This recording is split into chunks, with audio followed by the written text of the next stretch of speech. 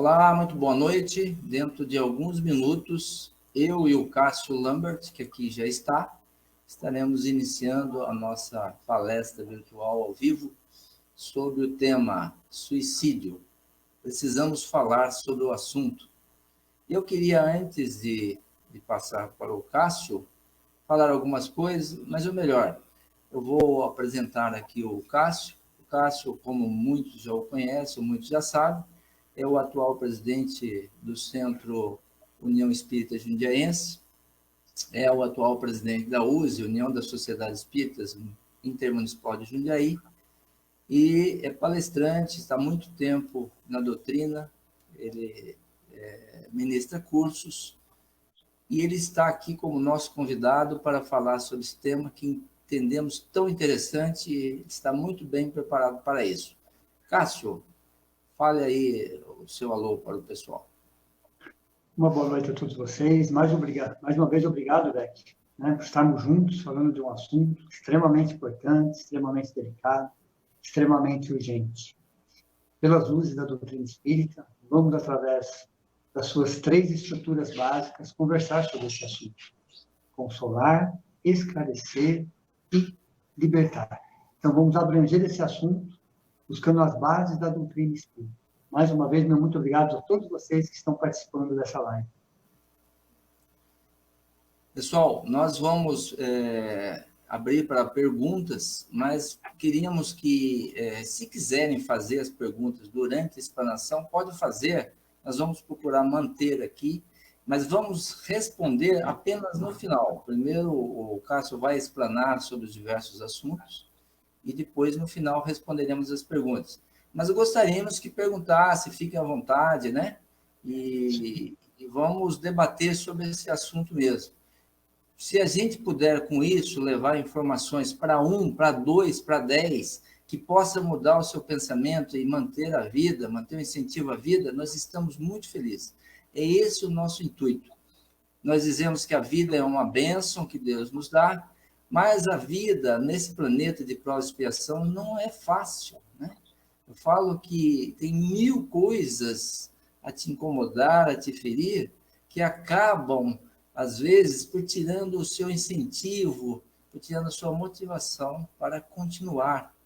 E então, muitas pessoas, às vezes, pensam que seria uma saída desistir da vida, né?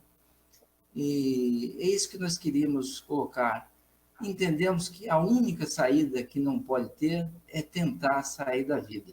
Até porque somos espíritos imortais e vamos continuar vivos ou no corpo ou fora dele. Então vai ser uma desilusão, uma decepção. Antes, fique na vida. Acredite em Deus, na sua bondade. Ele está torcendo por você. Tem muita gente torcendo por você. E se você persistir, você vai conseguir a saída e vai voltar para a alegria, a felicidade, a estabilidade que você almejava e que acreditava perdida. Bom, então, agora, nós vamos começar já a passar para o Cássio, são 8 horas e 1 minuto já, hoje é 1º de julho de 2020, né?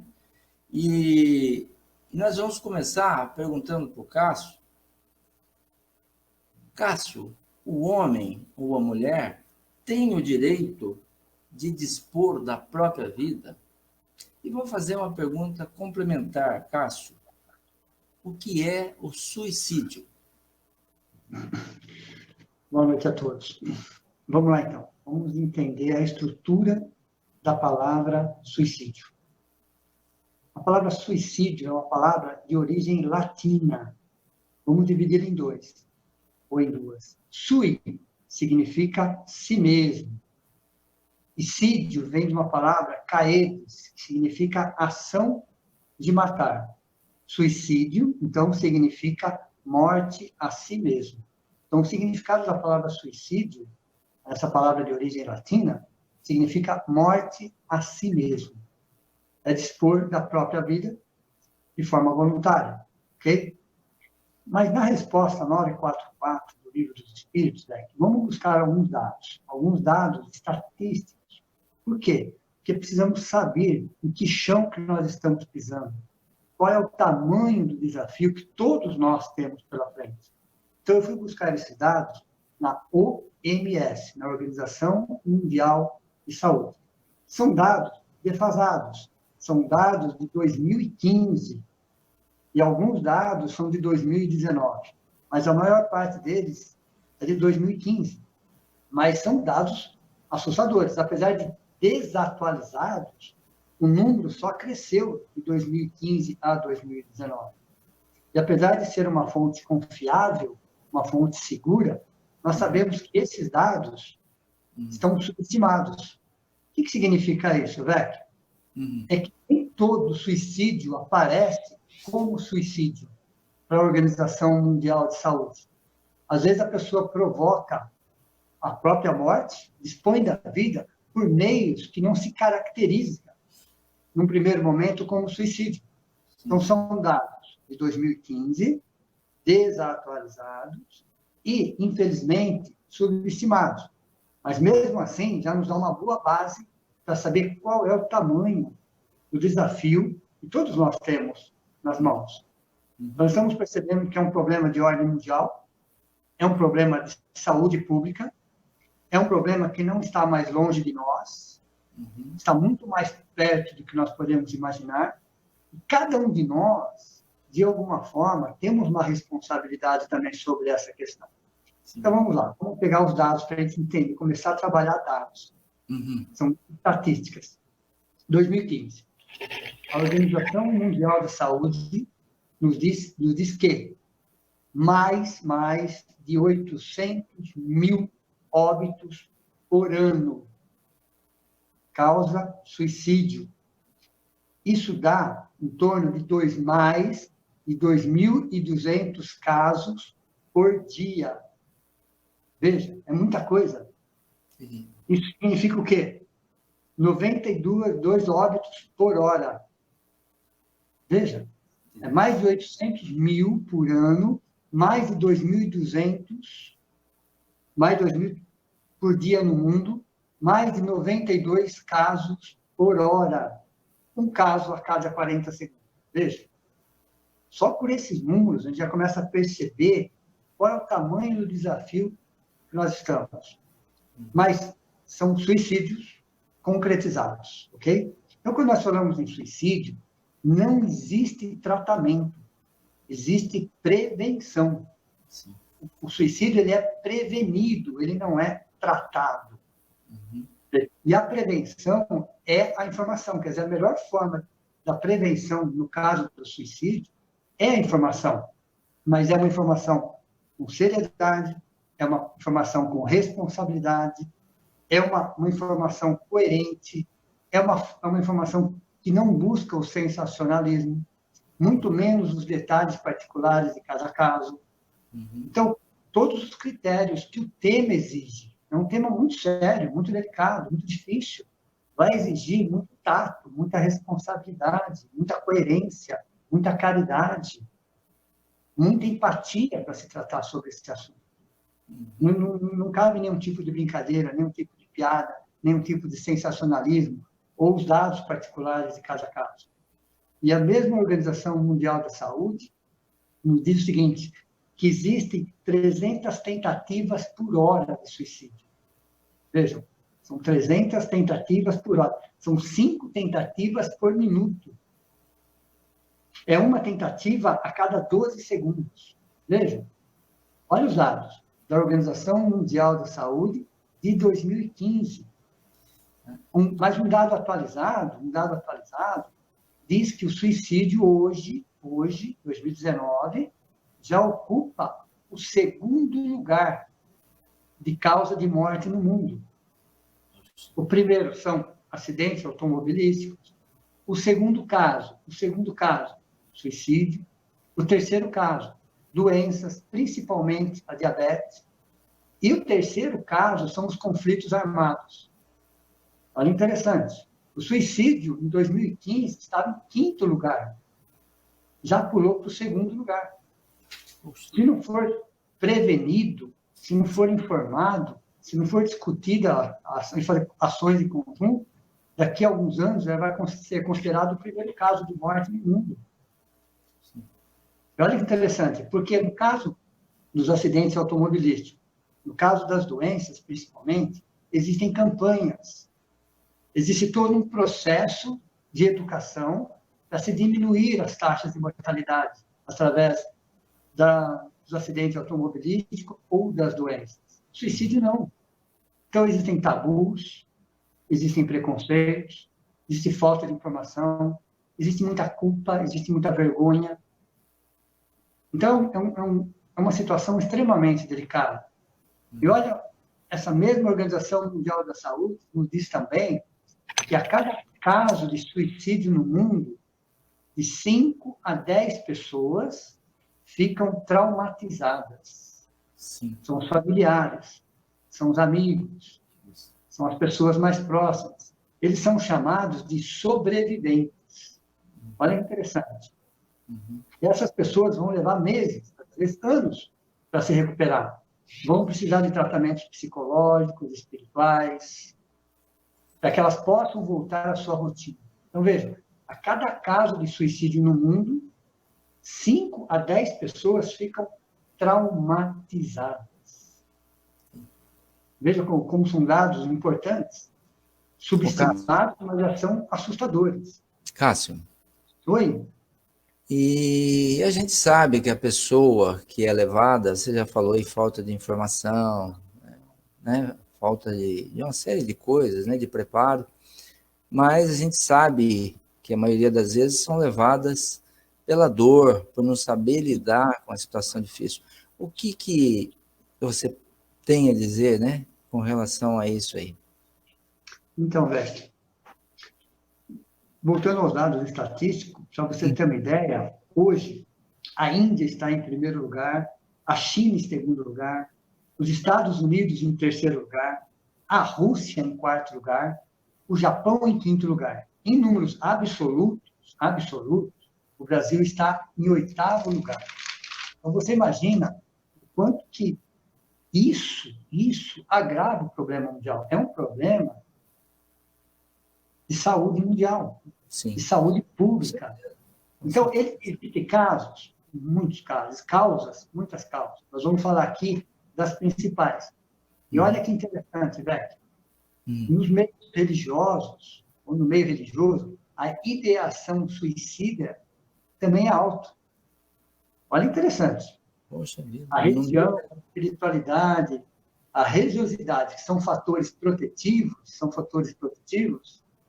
existem casos, números altos, no meio religioso. Mesmo a pessoa estando envolvida com a espiritualidade. Por quê? Porque muitas vezes a dor é maior do que a crença da pessoa. Ela é um ser humano. Todos somos seres humanos. E cada um carrega a sua dor.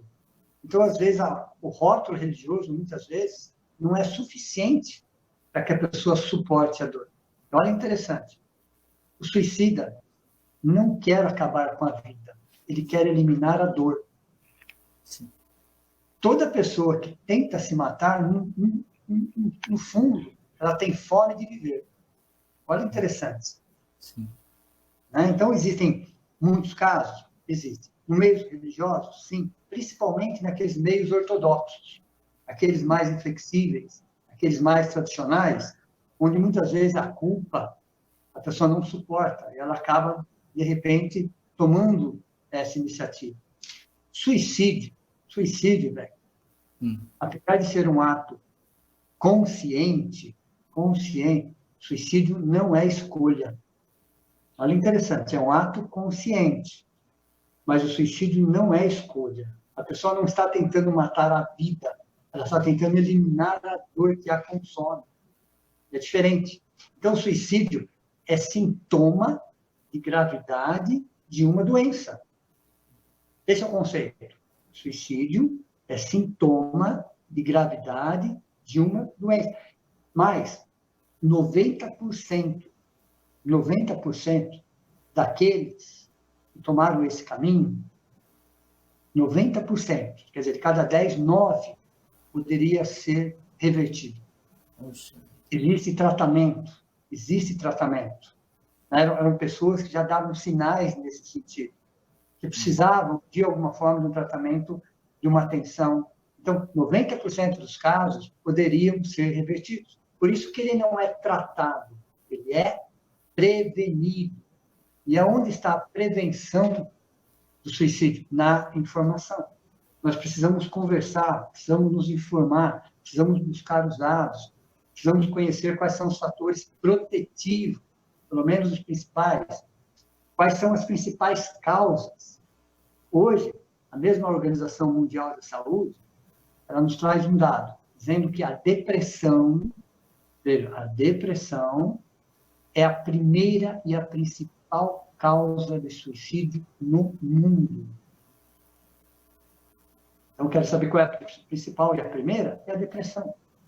Com todas as suas características, com todas as suas nuances. A depressão, ela foi considerada o mal do século XX. Ela sempre existiu, mas ela foi considerada o mal do século XX. A segunda maior causa de suicídio no mundo são o uso de drogas ilícitas e lícitas.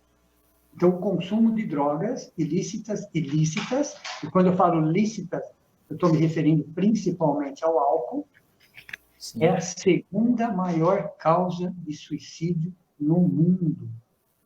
E a terceira maior causa de suicídio no mundo são os transtornos mentais. Vejam, mas a primeira causa, a segunda causa e a terceira causa são tratáveis. Dá para reverter essa situação com tratamento específico, com psiquiatras, com psicólogos, com psicoterapeutas, com a família.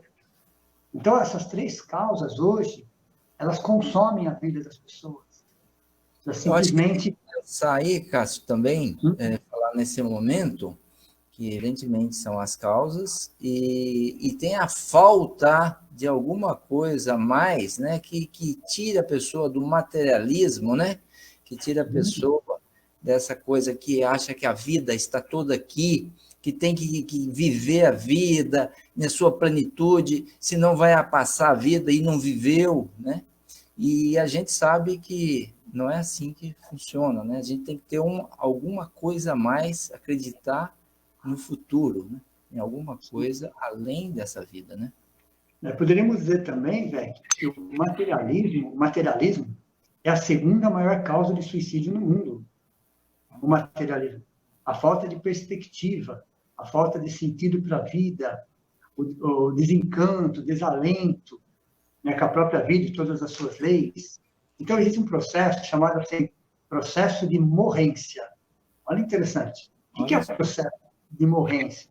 A pessoa vai desanimando, ela vai se desencantando da vida, ela entra num processo chamado um definhar existencial, a vida perde o colorido, né?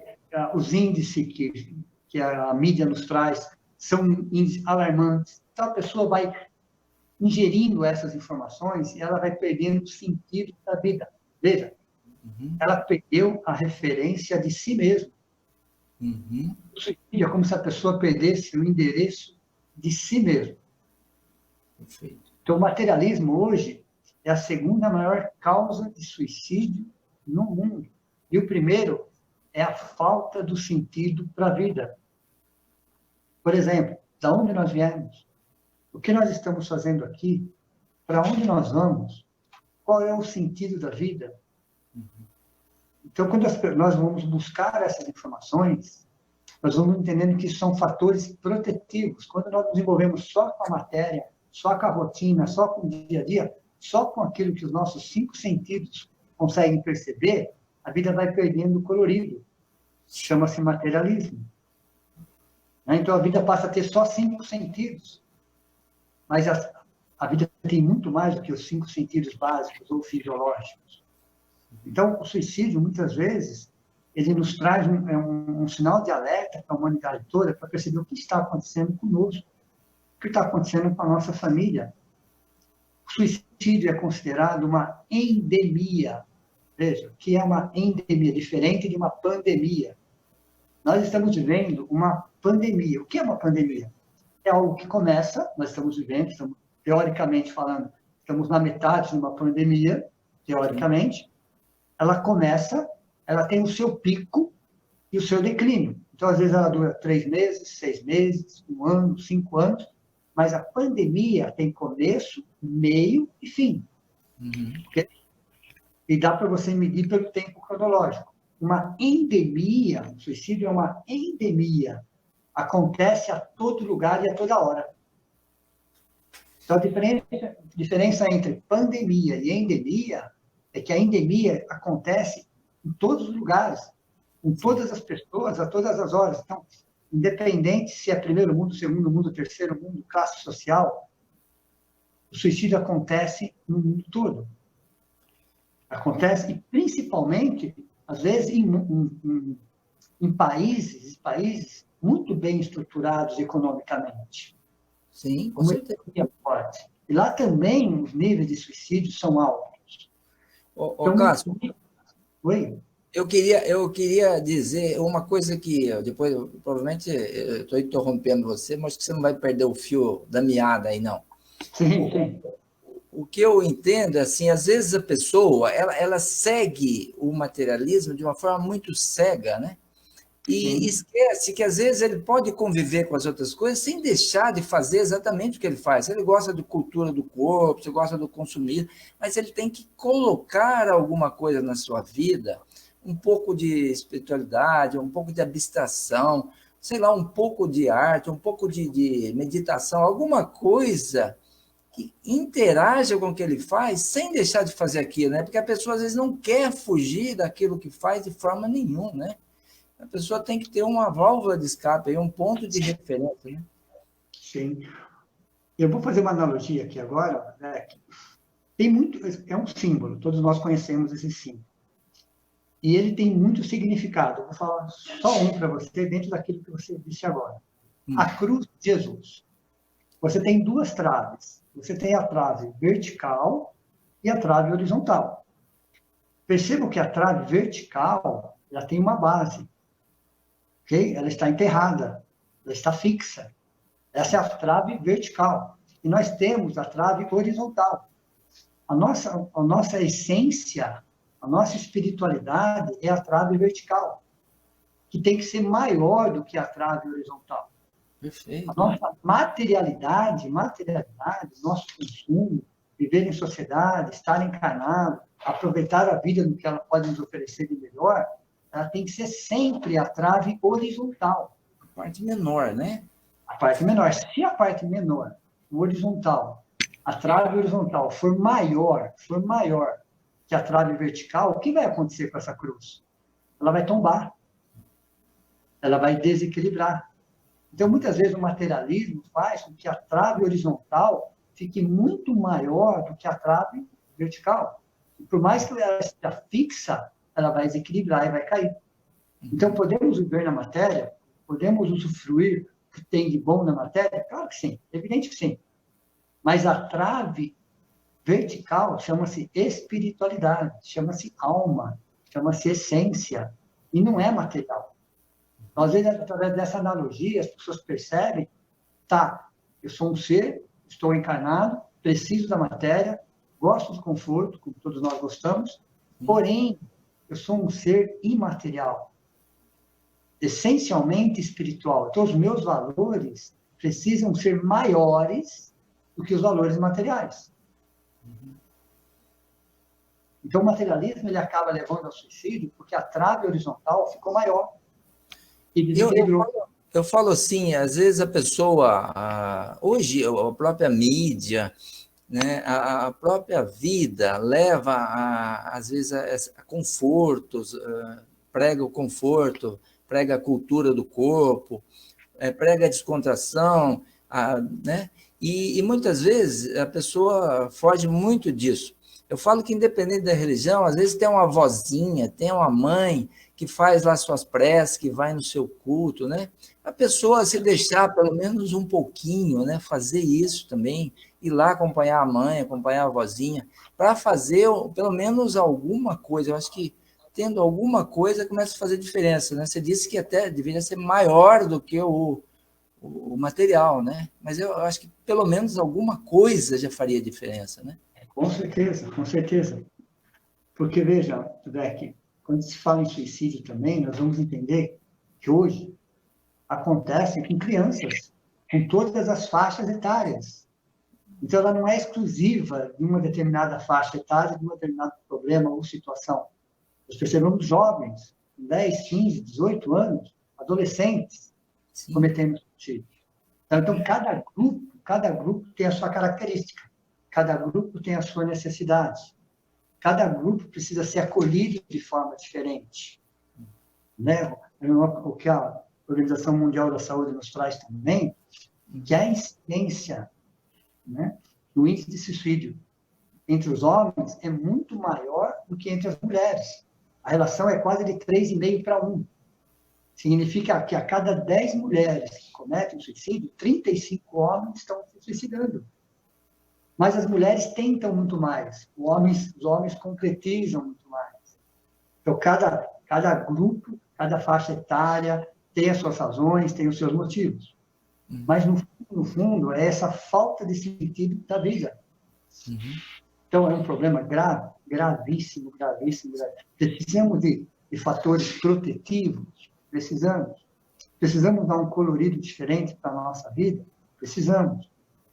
Então, quais são os fatores protetivos, principais, pelo menos, poder estar.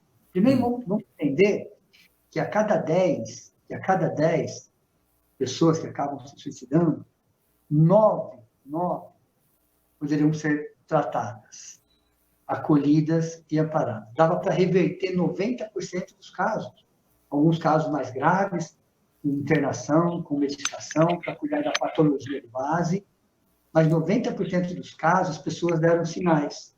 Pessoas, olha, interessante, antes do ato, um mês antes aproximadamente, procuraram um médico, procuraram algum tipo de ajuda. Então, veja, as pessoas dão sinais visíveis e, às vezes, nem tão visíveis assim. Mas nós temos que ficar atentos com aquelas pessoas que nós convivemos. Aquela tristeza profunda, prolongada, por 4 semanas, 5 semanas, 6 semanas, sem uma causa aparente.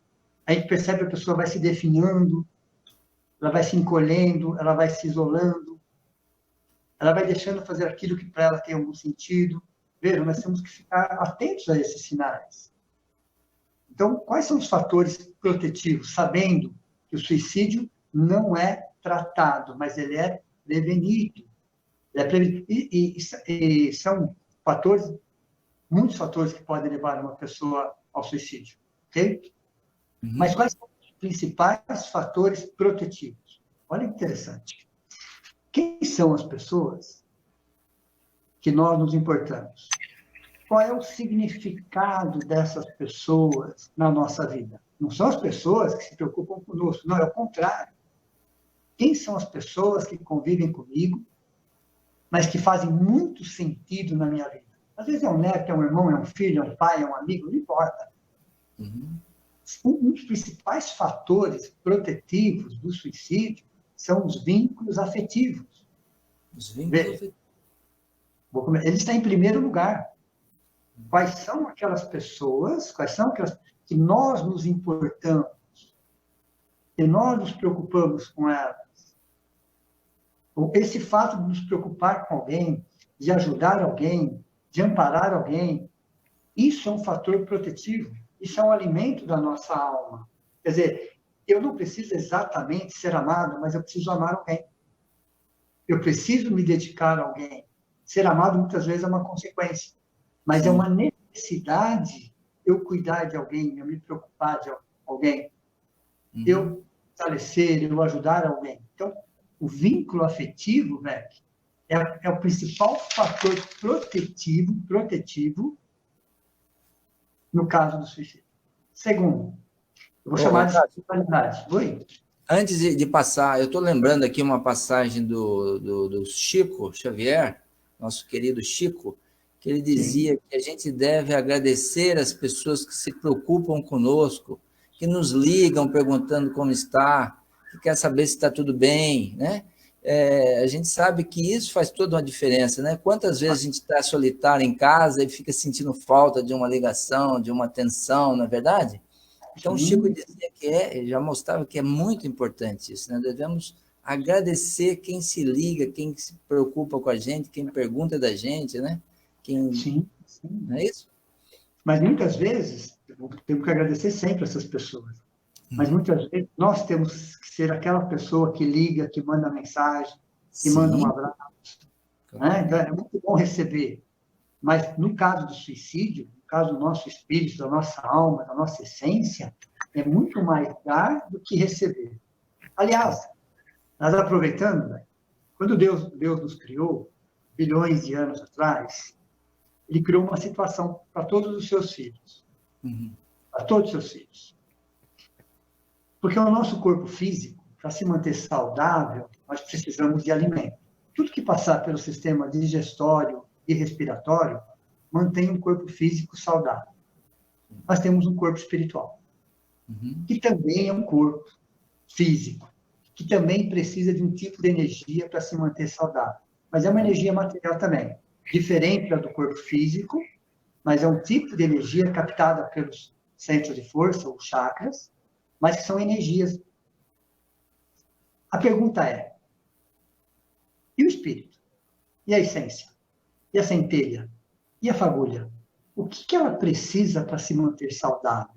Que tipo de alimento a centelha, a essência, a imagem e semelhança de Deus precisa para ser saudável? Não é nada material, velho. Deus, quando nos criou, interessante, aí vem a conta, tá? Aí vem a conta. Deus nos criou da seguinte forma: eu preciso muito mais doar do que receber. Meu espírito se alimenta muito mais daquilo que eu dou para as pessoas do que exatamente daquilo que eu recebo. Numa relação de 70 para 30, o que significa isso, 70 para 30? Eu preciso doar 7 e receber 3. Isso é uma referência. Eu preciso doar muito mais e receber muito menos. Porque se eu só receber, eu fico nos 30. Perfeito. O compartimento para receber é 30%. E o compartimento para doar é 70%. Sim. Então, quando a gente se preocupa com alguém, quando a gente se envolve com alguém, quando a gente ajuda alguém de alguma forma, eu estou usando 70%, eu estou alimentando o meu espírito. Então, Deus nos criou muito mais para amar do que para ser amado. Muito mais para receber do que para, olha interessante, para fazer, para envolver, para se doar, do que propriamente o contrário. Então, muitas vezes, nós só estamos recebendo, né? Só estamos recebendo. E sempre carentes. E sempre carentes. Porque o nosso compartimento de doação está muito baixo. Tá aí, então, uma dica, né? Todos nós que queremos nos fortalecer contra esse pensamento nefasto, né? A gente deve se doar, é isso que está, né? Doar. A pessoa que está se sentindo, às vezes, assim, carente, está se sentindo má, né? De baixo astral, procure pensar no outro que te sente igual e fazer alguma coisa por ele, né? Uma ligação, uma atenção, um carinho, alguma coisa, e você vai sentir melhor. Esse é o alimento do nosso espírito. Esse é o alimento. É isso aí.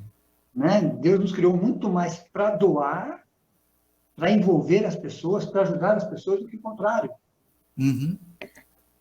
Olha, então, quer dizer, o principal fator protetivo são os nossos vínculos afetivos, na questão de ajudar as pessoas de alguma forma. Esse é o nosso alimento, o alimento do nosso espírito, o alimento da nossa alma, é aquilo que eu ofereço para as pessoas. Esse é o meu principal alimento. É um fator protetivo. Às vezes, muitas vezes, só querendo receber, eu estarei sempre carente.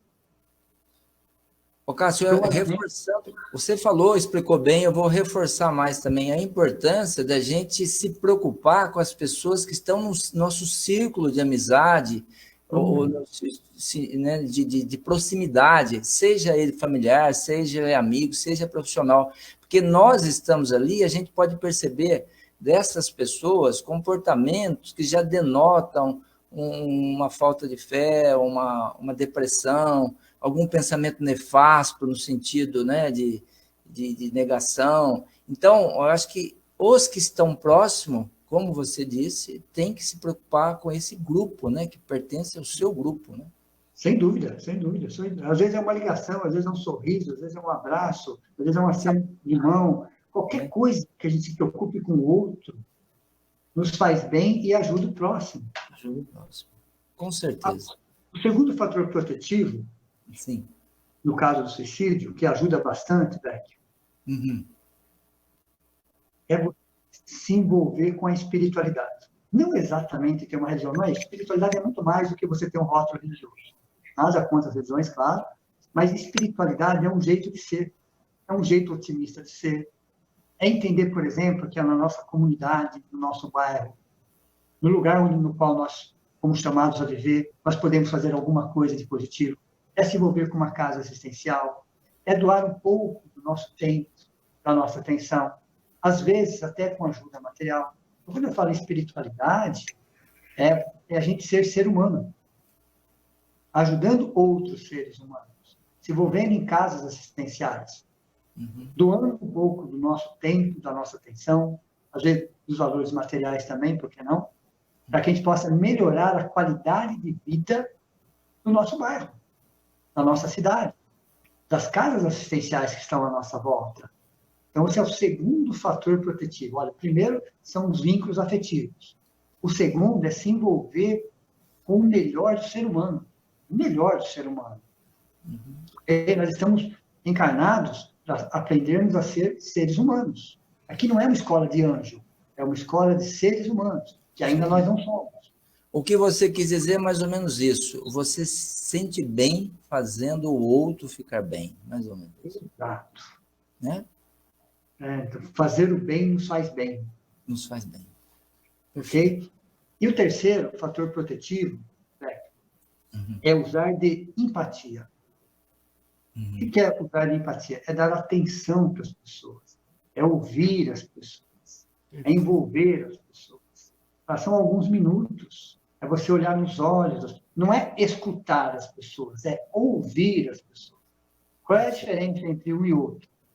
Nós escutamos com o aparelho auditivo, nós ouvimos com a alma. Existe uma diferença muito grande. 90% dos casos, nós estamos escutando as pessoas. Não, nós temos que parar de escutar as pessoas para ouvir as pessoas. Em silêncio, olhando nos olhos, envolvendo as pessoas em luzes, sendo empáticos. Então, o terceiro fator protetivo, no caso do suicídio, é nós sermos empáticos. Para que a gente possa doar um pouco da nossa atenção para aquelas pessoas que nos buscam. Isso alimenta o nosso espírito.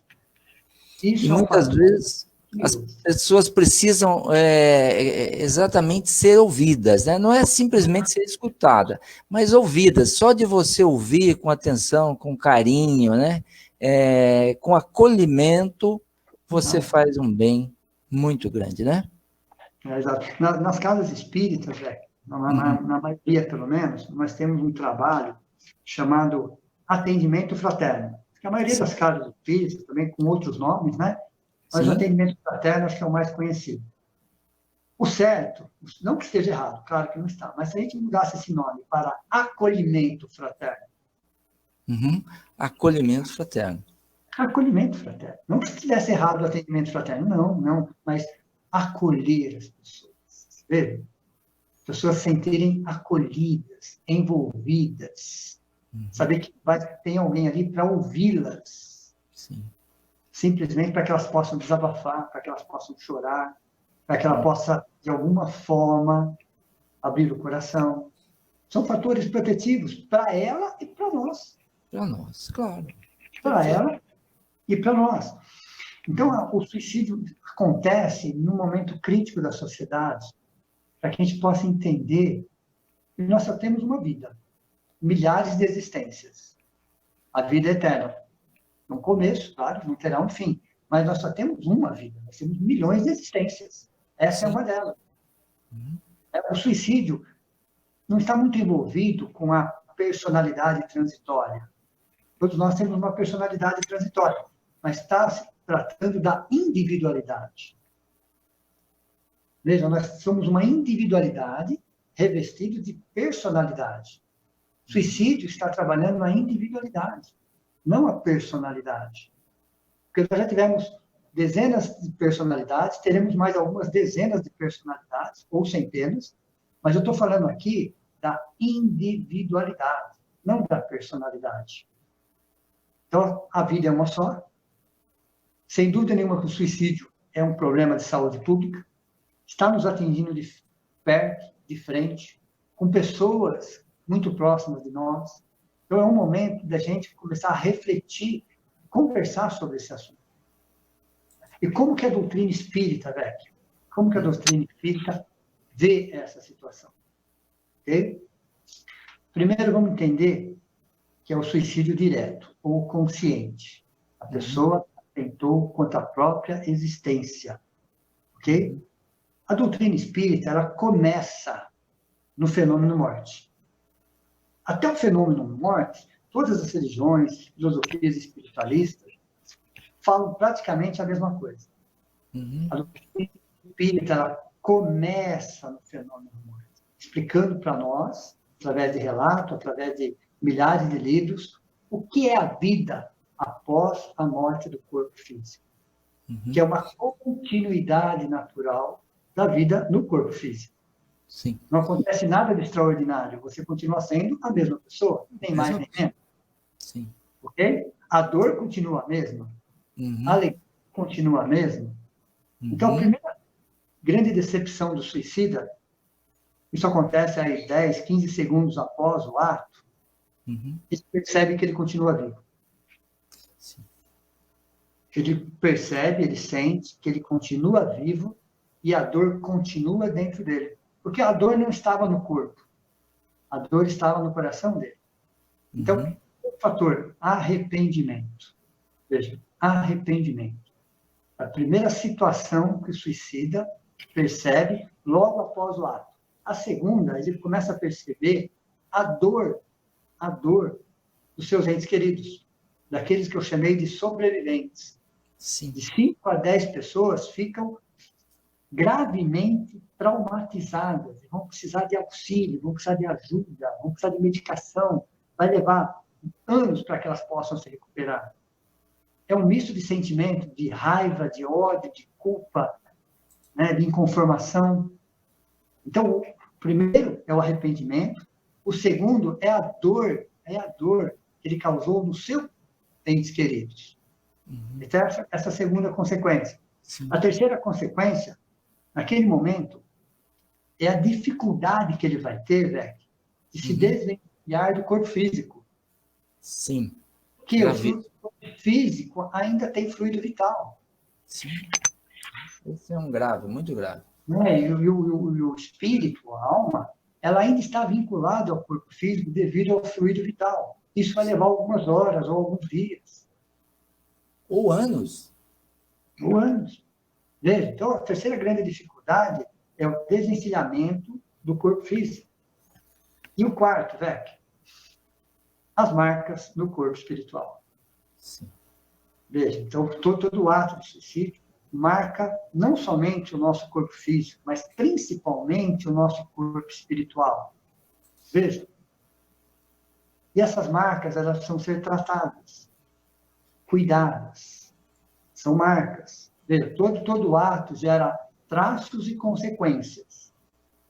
Cada atitude nossa gera traços e consequências. Então, o nosso corpo espiritual, ele não é atingido exatamente pelos fatores materiais, mas pela intenção. Sim, pela intenção. A maior força que existe no universo é a força do pensamento. Então, o seu pensamento vai, de alguma forma, afetando o seu corpo espiritual. Então, nós temos 4 fatores aí. Então, o suicida, no plano espiritual, continua vivendo? Sim, continua vivendo. É porque ele é um ser eterno. E que vai precisar ser amparado, acolhido, mas ele vai passar um período de dificuldade. Ele vai passar um período. Cada caso é um caso. Cada situação é uma situação. Não existe uma regra. Quando a OMS disse que há mais de 800 mil mortes por ano, ela falou em números, mas eu diria o seguinte, cada número desse é uma história, é um ser humano. Cada número. Às vezes eu estava falando de estatística, mas cada ser daquele número é uma história diferente. Tem as suas particularidades. Então, veja, cada caso é um caso, não existe uma regra. Mas como Deus é Deus, como fala Deus é Deus e Deus é Pai, Ele vai nos abraçar, Ele vai nos acolher, Ele vai nos envolver. E para isso, quem é que cuida do Vale dos Suicidas? Nós sabemos que existe o Vale dos Suicidas. Sim. Quem que Deus, Jesus, chamou para cuidar do Vale dos Suicidas? Né? Maria de Nazaré. Maria de Nazaré. Veja. O amor daquela mãe que abraça a todos, que acolhe a todos, que envolve a todos. Uhum. Vai acolher cada um desses nossos entes queridos, dessas pessoas que decidiram por esse caminho. Com o tempo, elas vão reencarnar novamente e a vida segue. Mas vai ser um momento de dificuldade, isso é inquestionável. Mas cada caso é um caso. Mas nenhum, absolutamente, nenhum está desamparado do amor de Deus. Ninguém está desamparado. Porém, as nossas lições essenciais são nossas. É um momento evolutivo, é um aprendizado difícil, é uma lição complicada, mas não deixa de ser uma lição. É um momento de aprendizado.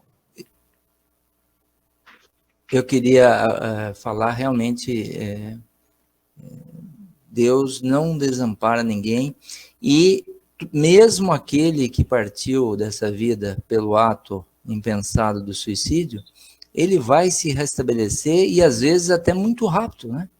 A gente sabe que às vezes até mais rápido do que nós pensamos, né? E vai voltar à vida normal, vai voltar à convivência da família e seguir, né? Sim. Às vezes com uma dificuldade a mais, até para assimilar o aprendizado. Uhum. Às vezes volta com uma dificuldade a mais, né? Naquela região, principalmente naquela região que foi afetada, mas é um processo educativo, não é um processo punitivo. Não. As leis de Deus foram, são e sempre serão educativas. Nós que criamos as punições. Sim, Cássio, eu vejo aqui, eu venho de uma outra crença, onde muitas vezes o suicida não podia nem passar pelo templo religioso, pela igreja, né? Isso é uma visão totalmente distorcida, né? E os parentes ficavam, além do choque daquela morte violenta, inesperada, eles ficavam achando que estavam perdidos os seus seres queridos, né?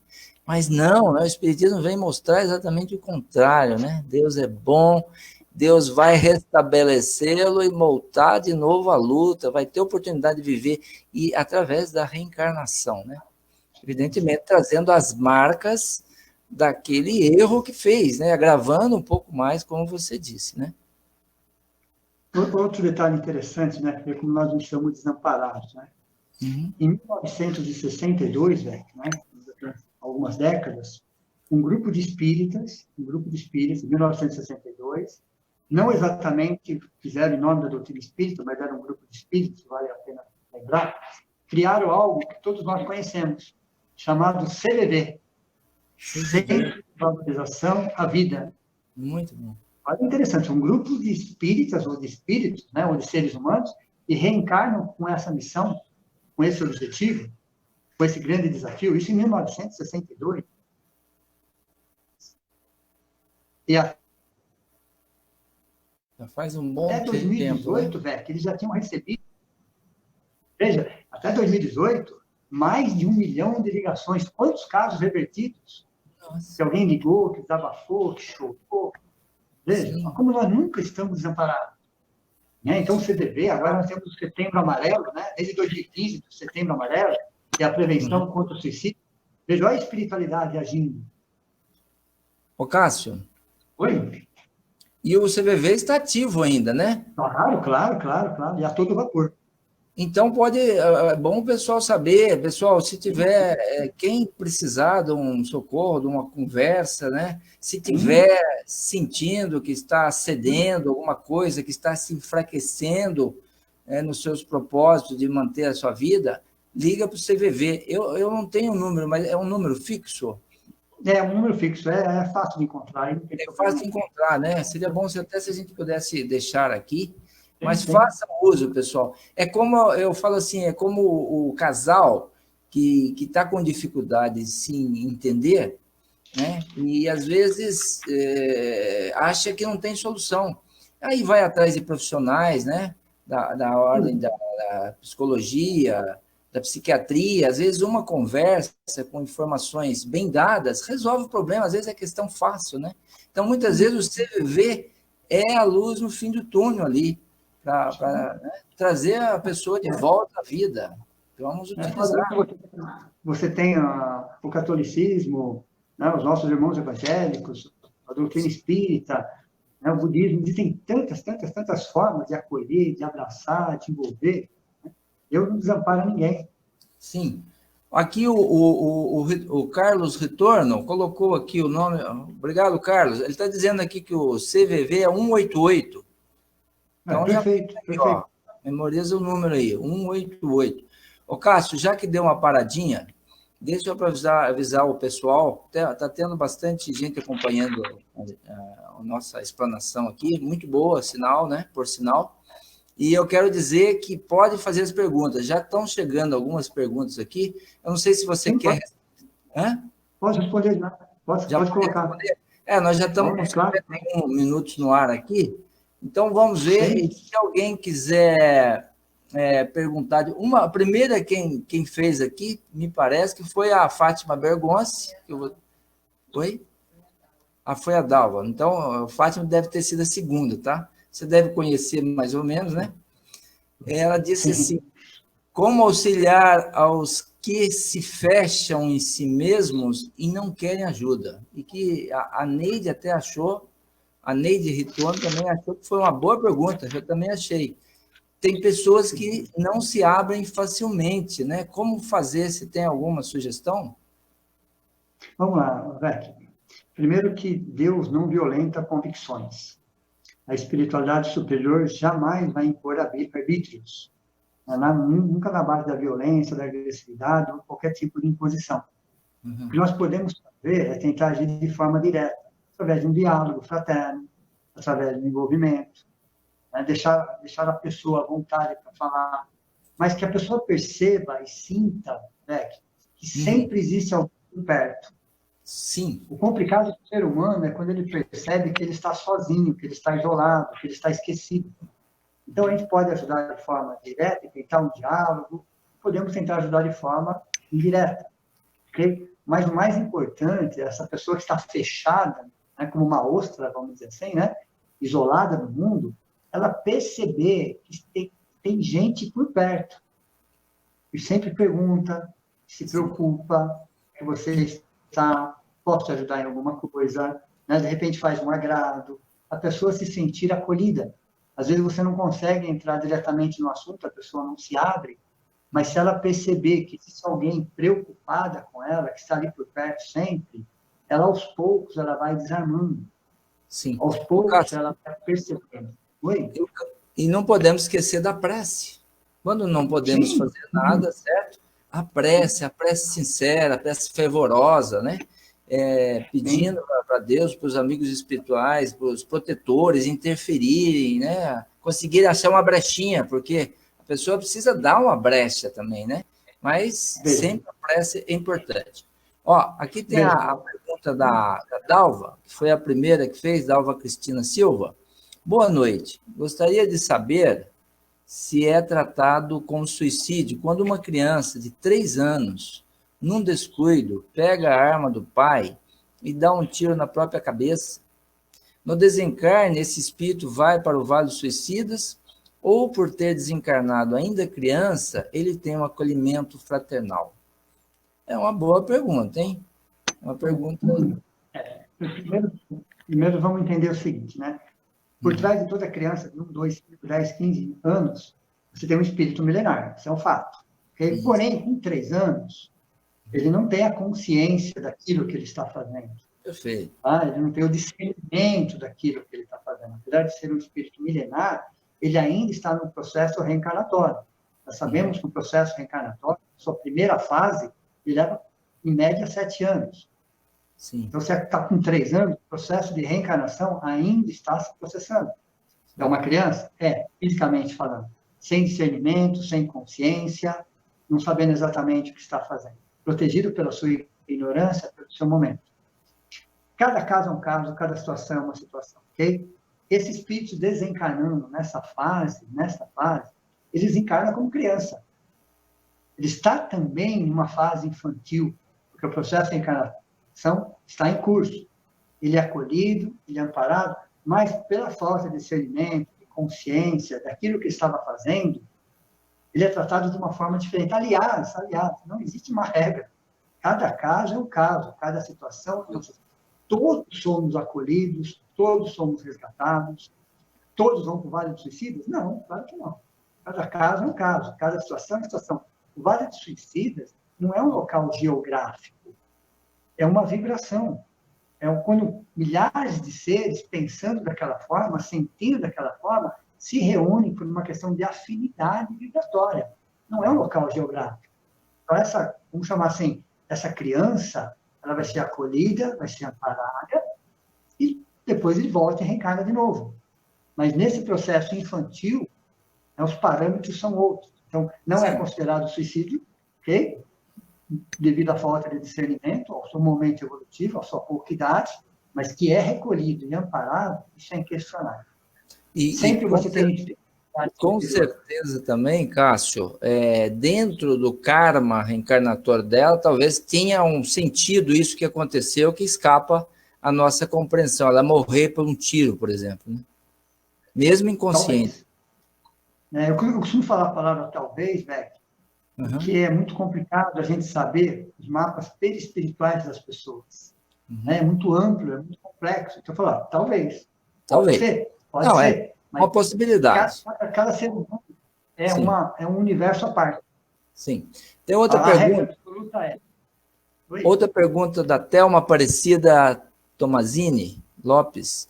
Nesse momento pela qual o planeta está passando, precisamos ter bastante empatia para com os nossos irmãos, pois o isolamento é difícil quando não se tem amor e fé. Mais uma colocação, né? O que você tem a dizer aí? Vamos lá. A nossa estrutura psicológica, quando Deus nos criou, não nos criou para vivermos em isolamento. Primeiro fato. Lógico, às vezes, em alguns momentos, você se recolher, isso é até saudável. Jesus fez isso, ok? Mas na maior parte do tempo, nós temos que conviver com as pessoas. Esse convívio, nem sempre fácil, é que vai lapidando essa pedra bruta, para que ela se torne diamante. Então, justamente nos atritos do dia a dia, é que nós vamos quebrando as nossas arestas. Então, o isolamento faz muito mais mal para nós do que viver em convivência. Aliás, nós só vamos aferir a nossa evolução a partir do momento da nossa convivência com as pessoas. Até que ponto eu tenho evoluído? Sim. Como é que eu vejo isso? Através da convivência diária com as pessoas. Então, o isolamento esporádico ele é necessário e saudável, esporádico. Sim. Mas, na maior parte do tempo, nós reencarnamos para viver em sociedade, para que a gente possa ser lapidado. O Cássio... O isolamento não é um fator complicante nesse sentido. A Joana complementou que, principalmente, quem sofre muito com isso estão sendo os velhos, os idosos, né? Que eles muitas vezes ficam isolados, sentem falta de carinho, falta... Vamos lá, Beck, vamos pegar esse caso aí, de acordo com a Organização Mundial da Saúde. O número de suicídios entre os homens é maior do que entre as mulheres. E homens, após 65 anos, é elevadíssimo. Poxa, eu não sabia. Elevadíssimo. E por quê? O que nós imaginamos em um homem após os 65 anos? Na maioria das vezes, ele está aposentado. Ok? Na maioria das vezes, aquela função dele, aquela função profissional dele, que ele exerceu por 30, 40, 50 anos, deixou de existir. Então, para a sociedade, muitas vezes, ele não se sente mais útil. Muitas vezes ele convivia com pessoas, ele tinha metas, ele tinha tempos, ele tinha preocupações, ele tinha uma série de situações durante o dia, e agora ele não tem mais. É duro, muito duro. E ele não se acostumou nessa fase da vida dele. Sem dizer que após os 65 anos também, nós sabemos, que o nosso corpo físico já não é mais o mesmo. Sim. Do que era aos 30, aos 40 ou aos 50 anos. Ele já sofreu algum desgaste. Então, ele já não se sente mais fisicamente com o mesmo vigor, em todos os sentidos. Então, ele está aposentado, tá? Ele está numa rotina que para ele é completamente desconhecida, ele se sente inútil, o seu corpo físico já apresenta sinais de desgaste, ele já não tem mais o mesmo vigor. Então, se ele não criar uma rotina, se ele não criar de acordo com a sua necessidade, de acordo com aquilo que ele pode oferecer, ele vai definhando. Ele vai definhando, porque existem alguns fatores aí agravantes. Então, o suicídio entre homens, que já é alto comparado com as mulheres, após os 65 anos, fica estratosférico, por falta de uma rotina. E precisa, então, evidentemente, aumenta aí a atenção das famílias, né? Das pessoas envolvidas. Sem dúvida. Se você tem uma pessoa em casa nessa faixa de idade para mais, é aí que a gente tem que dar mais atenção, é aí que a gente tem que sentar do lado. Essa pessoa, por sua vez, tem que criar uma rotina. Ela tem que criar uma rotina, de acordo, claro, com a sua realidade. Mas ele tem que, aliás, um dos fatores protetivos do suicídio é uma rotina. É você ter uma rotina. É você fazer, às vezes, pequenos trabalhos, mas que agreguem valores. Sim, perfeito. Que tragam algum benefício. É não importa o que você vai fazer, mas algo de positivo. Para você, para sua família, para o seu bairro, para a sociedade, não importa o que você vai fazer. Mas de acordo com a sua necessidade, de acordo com a sua realidade, você criar uma rotina. Para a falta de rotina, com essa mudança brusca na questão profissional e fisiológica, que leva os homens, após essa idade, a cometerem suicídio. Com certeza. Ok, aqui a Rose Lúcio também fez essa pergunta. A pessoa que diz constantemente que vai cometer o ato de suicídio deve ser levada a sério, pois um dia vai se consumar? Olha, toda pessoa que fala no suicídio, muitas vezes está precisando de atenção, de carinho e de tratamento. Ok? Muitas vezes é carência isso. É uma forma de expressão isso, né? De chamar a atenção. É lógico que nós precisamos estar junto das pessoas, nos preocupar com as pessoas. As pessoas, por sua vez, também têm que cuidar dos seus sentimentos, do pensamento.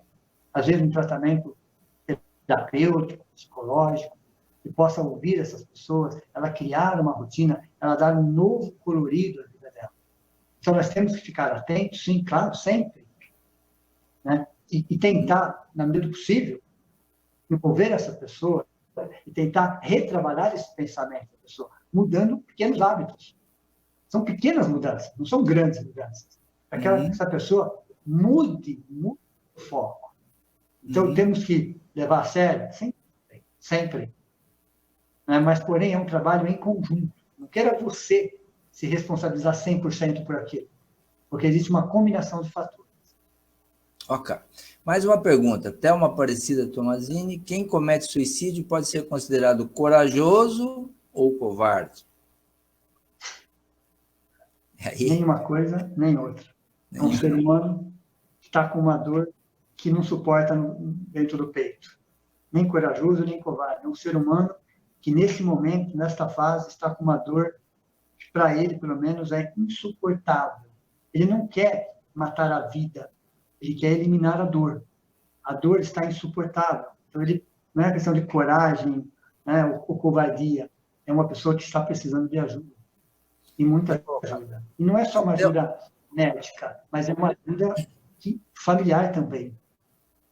Sentimental, emocional, moral, né? Sei lá.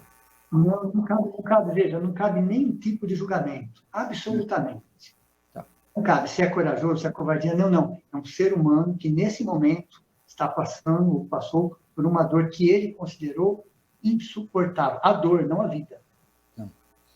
Cássio, a dor, não a vida. Oi? Pode falar, desculpe, você não terminou? Toda pessoa que atenta contra a própria vida, no fundo, ela tem fome de viver. Ela não quer morrer, ela tem fome. Tanto, todas aquelas pessoas que tentaram e não conseguiram, olha, interessante, é uma frase comum. Aquelas pessoas que tentaram suicídio, mas por uma razão não conseguiram. Elas falam assim: eu não sei o que eu estava fazendo, eu estava desesperado. Veja, bom, essa é uma frase comum das pessoas. Então, veja, se ela não sabe o que ela estava fazendo, que não é uma escolha, é o sintoma de gravidade de uma doença. Eu estava desesperado, veja. Então, não é uma questão de coragem ou covardia, é de desespero. É diferente. Ela também, até uma Aparecida, deixou aqui o site do CVV, www.cvv.org.br, tá? O pessoal tá participando. Obrigado, Thelma. Obrigado pela colaboração. Legal, obrigado, Thelma. Nota 10. Outra pergunta. A Elaine Simões colocou que nem sempre as pessoas passam por esse processo de forma consciente. Como fazer para que a pessoa perceba? Eu acho que é o processo da busca do suicídio, né? Alguma coisa assim. Então, as pessoas, na verdade, elas vão se definhando. É um definhar existencial. A pessoa vai perdendo o colorido da vida. Ela vai perdendo aquela rotina, aquela motivação. Então, nós, quando convivemos com pessoas que percebemos que as pessoas estão murchando, vamos dizer assim, né? Se apagando, nós temos que estar atentos, porque as pessoas dão sinais que elas não estão bem. Sim, e, às vezes, não existe uma causa aparente. Então, todos nós que convivemos com pessoas, nós sabemos mais ou menos o comportamento das pessoas. Se está havendo alguma alteração de comportamento, por 2, 3, 4 semanas, é bom chamar para conversar, mas um diálogo fraterno. Sim. Não é para dar solução para o problema das pessoas, é para ouvir as pessoas. Perfeito.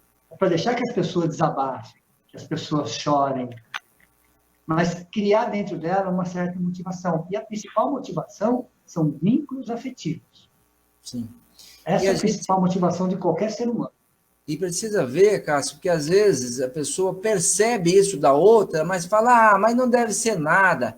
Eu acho que no caso de dúvida, tem que sondar melhor isso, não deixar passar, porque se chegar a acontecer, meu Deus, é uma dor imensa para todo mundo, né? Então, eu acho que vale a pena sondar. Né? Para fazer uma... Claro, a gente convive com pessoas. Deixa eu ver aqui. A gente convive com pessoas, né? Então, a gente tem que entender pessoas. Uhum. A Roseli Elizabeth Archinel e Pizarro disse que é comum termos dificuldades para orar. Sinto isso e muitas vezes uma tristeza grande. É comum termos dificuldades para orar. Sinto isto e muitas vezes uma tristeza grande. Então, vamos lá, vamos reconceituar isso. Nós temos, às vezes, algumas cristalizações em relação à prece, à oração. O que é orar? O que é fazer uma prece? É abrir o coração. Às vezes, não é nem traduzido em palavras. Né? Então, se você abre o coração para Deus, e as palavras, às vezes, são descartáveis, nesse caso, são insignificantes, não existem palavras que dimensionam uma dor. Mas quando nós pensamos em Deus e dizemos o seguinte: Deus, me ajude. Só isso, não precisa mais do que isso. Com sinceridade, com humildade. Eu não preciso ter um conjunto de palavras, eu não preciso de preces ou orações, eu preciso abrir o meu coração com pouquíssimas palavras. Ou mesmo assim, a gente pode se imaginar com a cabeça no colo de um ente querido. Só isso. Seria Jesus, seria o nosso anjo da guarda, seria um protetor, não importa. Quando você se sente acolhido, e a espiritualidade está sempre nos acolhendo, nós vamos percebendo que nós não precisamos de palavras. As palavras muitas vezes não são necessárias. Mas eu abro o coração e falo assim: Deus, Jesus, Nossa Senhora, não importa o caminho, me ajude. Só isso. Isso já é o suficiente.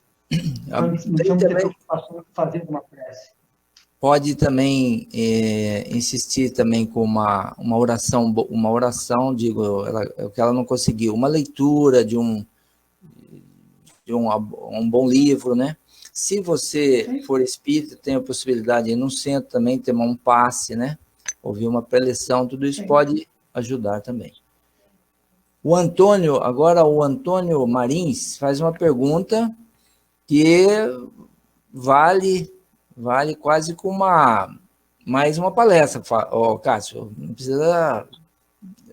Vamos simplificar, né? Uma pessoa que comete suicídio, seu espírito já encarnou com esta missão? Você acha que nós podemos encarnar com a missão de falir, né? de fazer uma violência contra nós mesmos? Antes da gente reencarnar, existe algo chamado futuro prescritível. O que é futuro prescritível? É aquele que se pode prescrever. Então, nós vamos prescrever algumas coisas para a próxima reencarnação. Coisas que não cabem na palma de uma mão. Os detalhes ficam por conta do dia a dia. Então, quando nós vamos reencarnar, nós não vamos prescrever cometer o suicídio, muito menos tirar a vida de alguém. Porque teremos tendências nesse sentido. Nosso espírito milenar, muitas vezes, traz uma tendência, traz uma fraqueza, onde na próxima reencarnação, com a bênção do esquecimento, ele vai ter melhores possibilidades para tentar reverter aquela situação. Mas nenhum espírito, ele reencarna com a missão, vamos dizer assim, de cometer o suicídio ou tirar a vida de alguém. Isso, entre aspas, é uma transgressão às leis maiores. Então, não existe essa missão, ou essa postura de vir para cometer o suicídio. Não. Isso é a força das próprias circunstâncias, da vida que nós levamos, das pressões que nós sofremos. Ok? Então, não existe no futuro prescritível, trazer esse objetivo. A Tereza de Carvalho faz uma pergunta muito interessante também, né, que nós acho que não abordamos ainda. Cássio, comente alguma coisa quando existe uma influência espiritual para ser tomada essa atitude. Pelo que eu entendi, isso existe muito, né? A pessoa ser obsediada por um espírito que convida, que quase que força ela ao suicídio. Aquela voz forte, né, Cássio? Então, vamos falar assim, isso é um processo que nós chamamos de processo obsessivo, okay? A influência negativa de um espírito sobre o outro, esse é o conceito. Mas todo processo obsessivo tem uma causa, chamada de auto-obsessão. Então, a obsessão simples, fascinação, subjugação, começa pela auto-obsessão. Então, nós vamos nos auto-obsediando, nós vamos baixando o nosso padrão vibratório. Então, esses espíritos, às vezes, infelizes, equivocados, que às vezes, um caso ou outro, também guardam vínculos afetivos conosco, eles vão aproveitar dessa brecha que nós abrimos, e vão alimentar ainda mais um sentimento de culpa, de raiva, de mágoa, mas eles vão alimentar algo que já existe dentro de nós, e vão aproveitar as circunstâncias. Então, quando nós trazemos uma dor dentro de todos nós trazemos, ok? E nós vamos alimentando ainda mais essa dor, o que esses nossos irmãos mais infelizes, mais equivocados vão fazer é somatizar, é potencializar a nossa dor ao ponto de nós tomarmos essa decisão. Mas quem vai tomar essa decisão, muitas vezes, somos nós. Eles vão nos empurrar na direção, mas eles, chegando perto daquilo, eles nos deixam livres. Então, todo o processo obsessivo, ele vai somatizar, ele vai potencializar, sim. Porém, todo o processo obsessivo começa por uma auto-obsessão. Então, o problema não é exatamente externo. O problema, ele é interno. Então, precisamos cuidar de nós, buscar ajuda terapêutica, psicológica, psiquiátrica, espiritual, familiar. Nós precisamos primeiro cuidar de nós, da causa de um processo obsessivo, porque a causa somos nós. Não é a consequência, mas sim a causa. Então, eles podem somatizar? Sim. Eles podem potencializar? Sim. Mas eles não são os principais responsáveis. Sim. Isso eu costumo dizer, Cássio, que a nossa vontade é soberana. Podem tentar induzir-nos a qualquer coisa, mas a decisão será sempre nossa.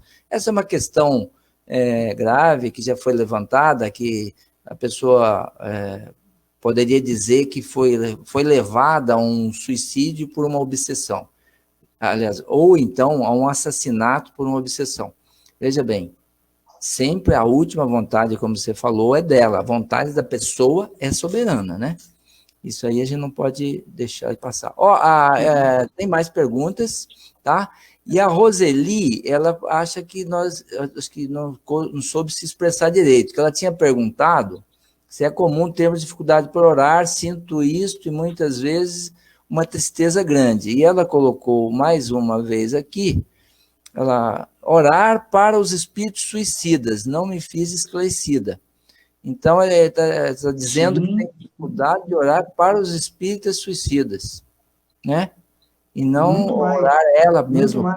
Né? Oi? Ah, tá. Ok. Então, respondendo para a Roseli, precisamos sim, devemos sim. Né? Então, toda aquela pessoa que está passando por uma dificuldade maior, né, nesse momento está passando um momento extremamente delicado, precisa de prece, precisa de oração, precisa de pensamento positivo. Né? Então, muito mais, não só para os suicidas, mas para os criminosos também, para todos aqueles nossos irmãos equivocados, sim, eles precisam de ajuda, eles precisam de pelo menos um pensamento positivo da nossa parte, não condenação, muito menos julgamento. Então, os suicidas, que possamos, de alguma forma, através das nossas preces, das nossas vibrações, levar um pouco de luz, são os nossos irmãos mais equivocados, que tomaram uma decisão e precisam de ajuda. Ok, deixa eu ver. Tem mais alguma pergunta, João? A Rose parece que tem mais uma pergunta. Acolhimento fraterno se torna um chamamento afetivo que possibilita uma maior adesão. As pessoas vão ser mais encorajadas a se abrirem. Foi um comentário sobre aquilo que você falou, né? Aqui a Thelma também colocou, Cássio e José Vec, muito obrigado pela explicação. Nós agradecemos também a sua presença e a sua participação, viu, Thelma? Eu acho que se tiver mais alguma coisa, é isso só, viu, Cássio? As perguntas maiores aí foram respondidas. O que nós temos mais? Estamos com 1h17 no ar aqui, meu amigo. Eu vou até tomar um gole de água, ainda tá? Não temos data definida, né? Mas a gente vai estar falando na próxima oportunidade, Vec, sobre família. Ah, sim. Então, se você quiser aproveitar o momento, a gente vai escolher a melhor data e vamos estar falando sobre família. Isso, nós vamos marcar aí para as próximas semanas, aí a gente volta a falar sobre isso, tá? Agora, com relação ao assunto, para você tá encerrado, Cássio? Você queria dar uma... Eu vou fazer... Sem problema. Eu vou aproveitar, nós estamos ainda com 46 pessoas assistindo, tá? Teve uma boa repercussão e ficamos contentes que isso possa levar muita esperança, principalmente para aqueles que estavam desiludidos com a vida, né?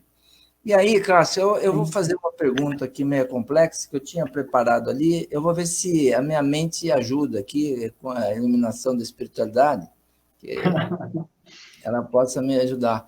Eu queria dizer o seguinte, hoje nós temos muitos motivos para desistir da vida, né? Com essa pandemia, com as dificuldades, com os conflitos, com os desentendimentos políticos, financeiros, culturais, nós estamos com uma briga, uma situação de valores muito complicada, né?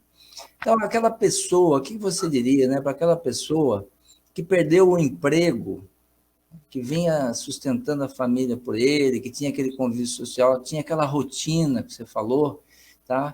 Essa pessoa tem muita dificuldade de se voltar ao mercado de trabalho, principalmente nesse momento de isolamento, né? Então, essa pessoa, ela pode ser levada a desistir da vida. Tem outras pessoas também, muitos que perdeu o companheiro ou perdeu a companheira. Tem aquele outro que foi traído pela companheira, tem aquela companheira que foi traída pelo companheiro, e é um abalo emocional muito forte, né? muito pesado para a pessoa, para ela sobreviver. Tem outro que perdeu, às vezes, pessoas muito queridas, que era o seu sustento, era a sua referência, era a sua guarida. Pessoas que foram à falência, tinha muitas coisas, muitos bens, muitas propriedades, e de repente está sendo perseguido pelos credores e corre o risco de perder a própria casa, né? Deixar a família ao abandono. Pessoas que foram execradas pela sociedade, que foram traumatizadas, estigmatizadas, que tiveram, assim, que não vê muito sentido em continuar a vida, Cássio. O que nós podemos dizer para essas pessoas? Possivelmente possam estar nos ouvindo ou vão nos ouvir nos vídeos que vão ficar aí pela rede, né? O que nós podemos dizer? O que é doutrina espírita? O que Jesus... Vamos lá, Beck. Vamos lá. Nós somos espíritos imortais. Essa é só mais uma das existências entre centenas de existências. Okay? Essa é só mais uma. Todo espírito que decidiu reencarnar da segunda metade do século XX à primeira metade do século XXI, nessa equação de tempo de 100 anos, mais ou menos, ok? Já sabia, mais ou menos, de antemão, qual seriam alguns dos seus desafios para essa existência. Lembra do futuro perceptível? É como aqueles espíritos, os nossos bisavós, que decidiram reencarnar na Primeira Guerra Mundial, Segunda Guerra Mundial, vivendo no nazismo. Então, existe uma equação de tempo, existem lições essenciais para cada equação de tempo. Para a individualidade, não é para a personalidade, ok? Então, vamos lá. Nós, antes de reencarnar, nós já sabíamos que nós passaríamos por uma fase de transição. Não é somente uma fase de transição externa, mas principalmente interna. O que a doutrina espírita nos ajuda, Beck, é ressignificar os fatos. Veja, não são as pessoas ou os fatos, mas são as nossas lições essenciais. O que significa isso? Nós reencarnamos, ok?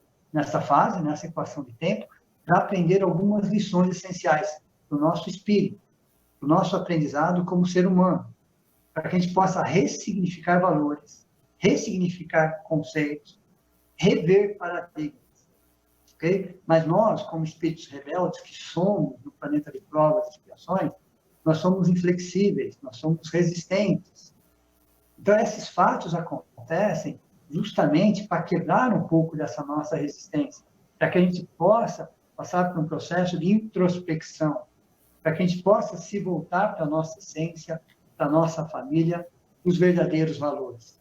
Veja, como eu disse lá atrás, Deus é Deus. Ele não vai desamparar nenhum dos seus filhos. Mas ele não vai dar aquilo que a gente quer, mas ele vai dar aquilo que a gente precisa. Veja, em momento algum nós estamos... E nós não viemos nessa reencarnação a passeio. Essa reencarnação, ela é considerada uma das reencarnações mais difíceis para o nosso espírito. Porque nós estamos deixando conceitos cristalizados, aquela ingenuidade do passado, para a racionalidade do presente. Então, essa reencarnação para todos nós está sendo muito difícil, muito complicada, sobre vários aspectos. Mas são lições essenciais para o nosso espírito, para a nossa essência. Então, não cabe justificar, terceirizar, julgar, condenar. Não, são as nossas lições essenciais. Antes da reencarnação, no futuro prescritível, nós já sabíamos de antemão que passaríamos por dificuldades financeiras, sociais, econômicas, políticas, familiares, mas são lições essenciais nossas. Se nós não tivéssemos reencarnado no Brasil, tivéssemos reencarnado, por exemplo, em qualquer outro país do mundo, primeiro mundo, segundo mundo, as lições estariam lá, nos aguardando. Veja, nós trouxemos as nossas lições. Porque a doutrina espírita e outras religiões também, claro, vai nos fortalecer para que a gente possa passar por essa existência, de preferência sem desistir dela, que é o tema da noite, sim, mas entendendo que Deus não vai desamparar ninguém, em momento algum, só que nós precisamos mudar alguns dos nossos paradigmas, nós precisamos nos tornar pessoas mais flexíveis, mais humanas, mais humildes, precisamos trabalhar o perdão e o auto-perdão. Então, tudo isso está acontecendo no mundo justamente para que a gente possa ter um ser humano melhor, para que a gente possa aprender as lições de 2000 anos atrás, que nós ainda não aprendemos. Nós temos o Evangelho de 2000 anos atrás, que ainda nós resistimos a ele. Então, essas dores que nós estamos passando, que nós transformamos em sofrimento, é uma questão de escolha. Existem problemas, situações? Sim, existem. Mas nós estamos criando muito mais problemas em função desse momento evolutivo. O que eu queria falar para essas pessoas? Veja, Deus Pai, Jesus, nosso mestre, nosso irmão maior, toda uma espiritualidade amiga, milhões de religiões. Nunca a psiquiatria, a psicologia, nunca tivemos tanto acesso a todo tipo de tratamento. Nunca a informação está tão próxima de nós. Mas o passo mais importante não são os fatores externos, é o fator interno. Nós precisamos dar um passo. Esse passo é só nosso. Então, tudo isso vem de fora para dentro, mas o que tudo isso está fazendo com que a gente dê um passo de dentro para fora? Então, vamos ter fé, vamos buscar ajuda, vamos conversar, vamos dialogar, vamos nos acolher, vamos mudar os nossos paradigmas, vamos trabalhar um pouco mais a humildade, a simplicidade, a alegria.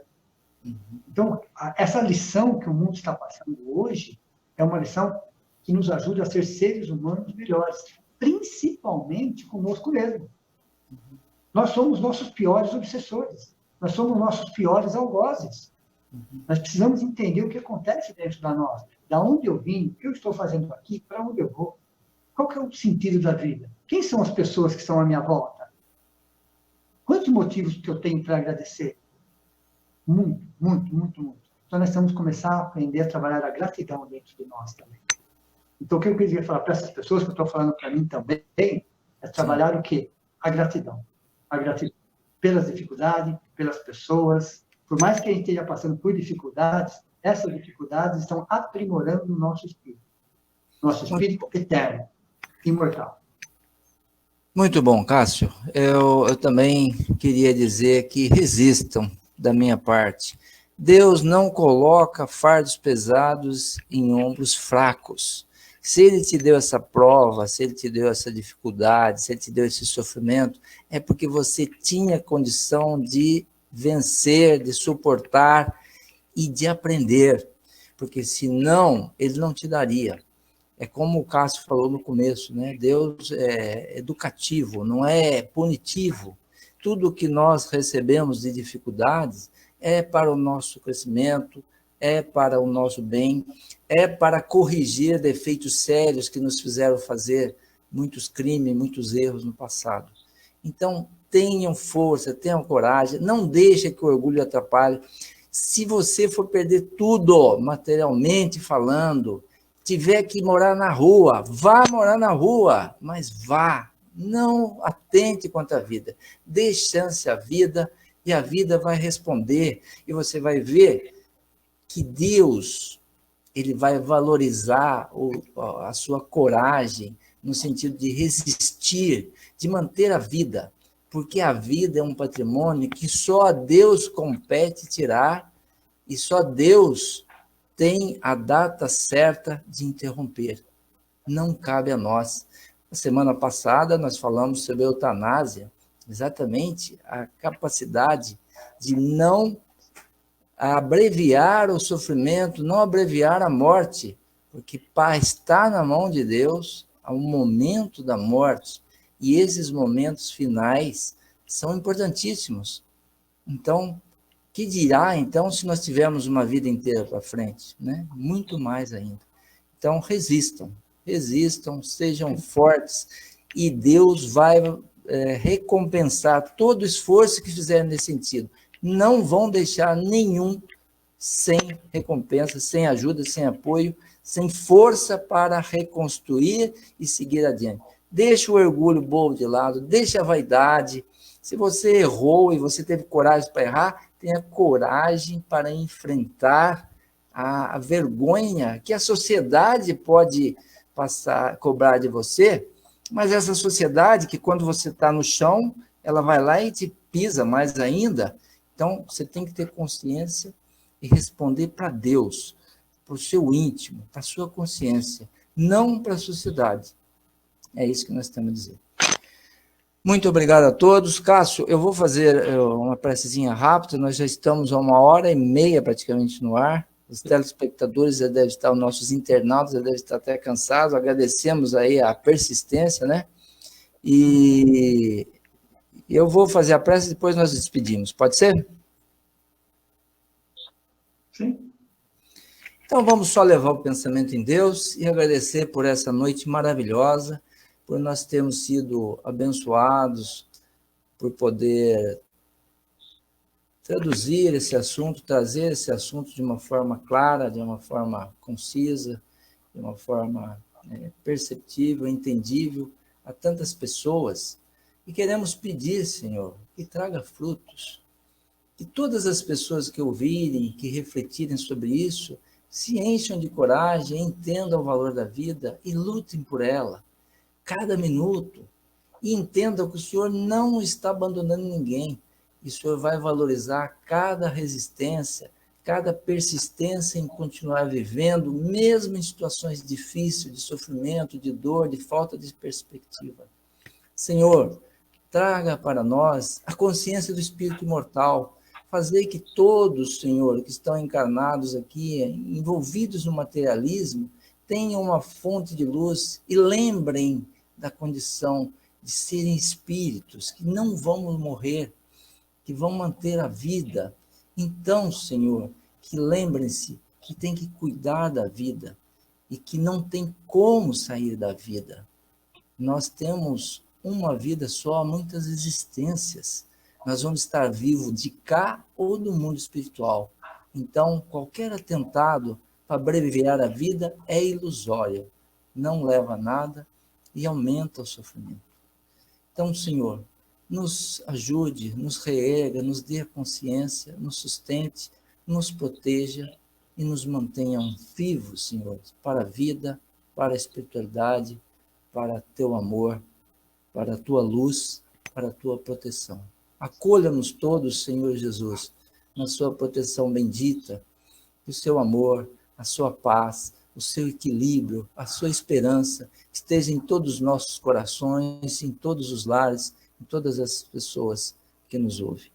Muito obrigado a todos. Muito obrigado a todos vocês. Um grande abraço e até a próxima. Uma boa noite, paz de Jesus no coração e continuamos firmes.